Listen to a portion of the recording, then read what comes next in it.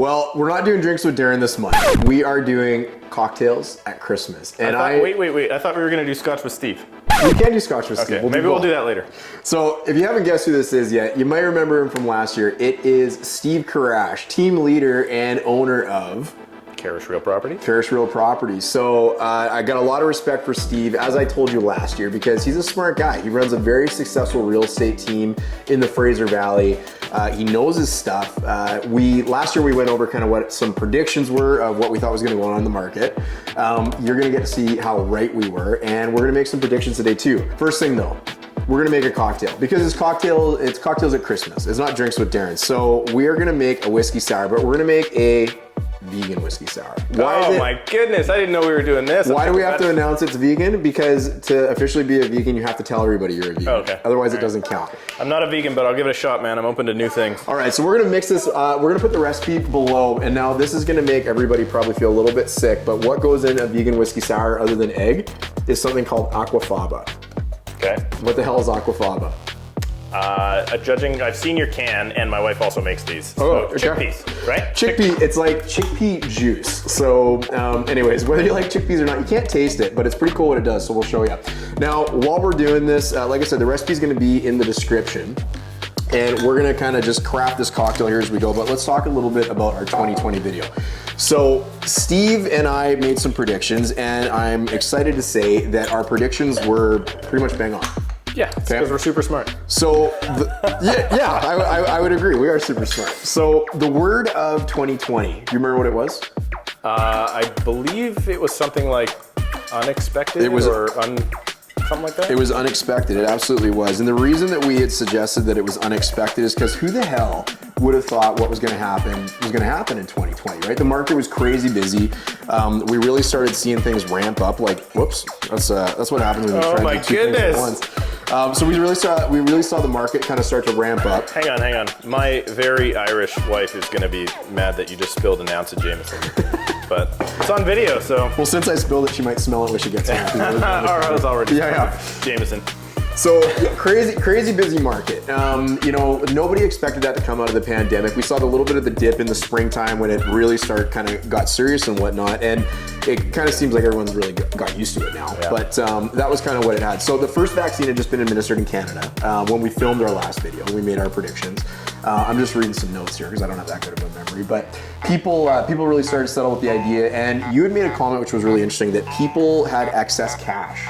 Yeah. Right, which they totally did. Like they weren't out about spending all their hard-earned money. We were stuck at home, not even at restaurants, making cocktails at home, and everybody had a bunch of cash left over. Not everybody. There were people that struggled, and then there were people that worked from home, and they actually did better as a result of COVID. Totally, yeah. So we saw a lot of people dump that money into real estate, and that certainly continued into 2021. So Steve, being the prophet of properties, I wrote these down, but I thought they were really funny. The foreteller of the freehold. All right. Freehold means a detached. This sounds like a terrible office Christmas party. The soothsayer of stratas. You didn't even know what that word was. I didn't know until this morning. Keep going. You are getting really good at your dad jokes now. I am top notch at dad jokes. So Steve knows his stuff, and here's some of the stuff that we had predicted, okay? We had predicted something called the slingshot effect. What is the slingshot effect? That, if I'm not mistaken, would be when one asset class does something. You just sprayed me right in the face. With lemon juice.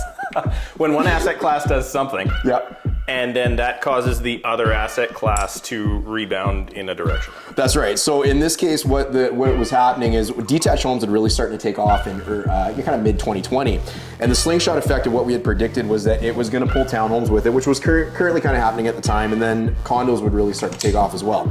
So we were bang on. I mean, it happened. It's still kind of happening.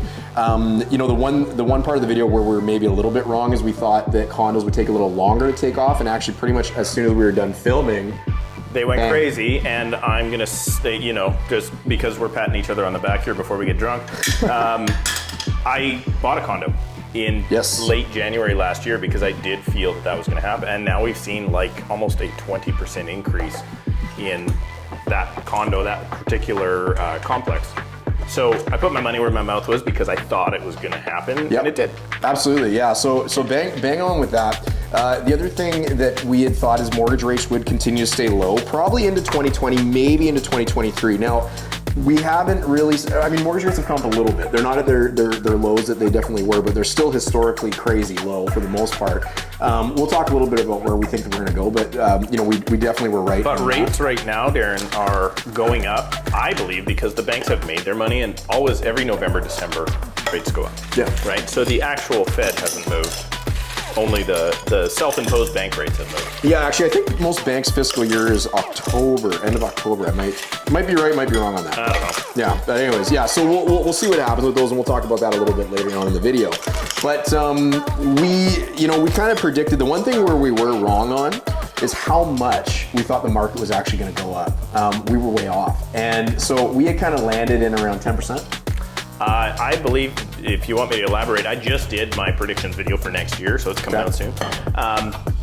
I believe it was like 7 to 12% on detached, 7 to 10 on townhouses, and something like 5 to 7 on condos. Totally, yeah, and that's the numbers that I had kind of had there as well. So we were wrong. You know, the most recent statistics actually just came out this morning, so I didn't have it available when we were kind of getting ready for this video. But what ended up being, like, for month over month, basically from October of last year to right now, we're looking at increases that were like 33% for detached homes. You know, we had actually thought detached homes would kind of lead the way in terms of the price growth, and we were bang on. We had thought townhomes would be a really good increase as well. They ended up at about 26%, and then condos, which we predicted would take off later in the year, they have been the laggard, and they were just over 18% month over, or year over year rather. So incredible increases, and that's really the only area we were wrong. We just didn't know how much it was really going to grow. But you know, one of the questions we had asked last year is, what should people do if they're sitting on the fence? You know, like we hear it all the time. I was on a phone call with a gentleman yesterday. Thinks the market's going to crash, everything's going to fall down. You know, I shouldn't buy, I shouldn't buy, I shouldn't buy. And we had a lot of that last year where people just couldn't think that it was going to sustain itself. If you had bought a condo, or actually you did buy a condo, so you're good. I did buy a condo. I'll tell you exactly what I would have done because I did it. Yeah, so what would you have done? Bought a condo? I bought a condo, and yeah, I mean, I bought it, I think, right at the spot where before it started taking off. And as a result, I did see growth there. And as a result now, it's not as good a time to buy a condo because inventory levels and investors are stepping in because they still have that money left over from the COVID thing, or from the COVID thing. Totally, yeah. So condos, if you had waited a year to buy a condo, you would be paying an additional $80,000 today for that condo.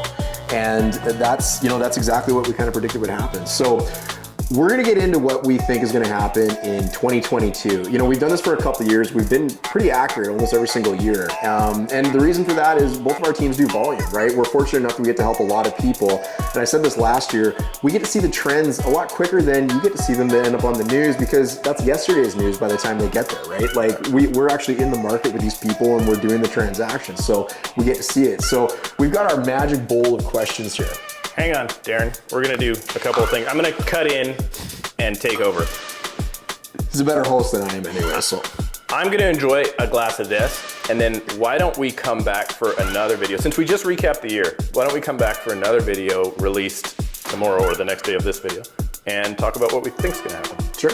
Let's do that. Do it. All right. Cheers. Oh, my wife's gonna be mad she's not here. Look at that foam. It's good, eh? It's unreal that this can simulate egg white exactly. It actually needs a little bit more whiskey.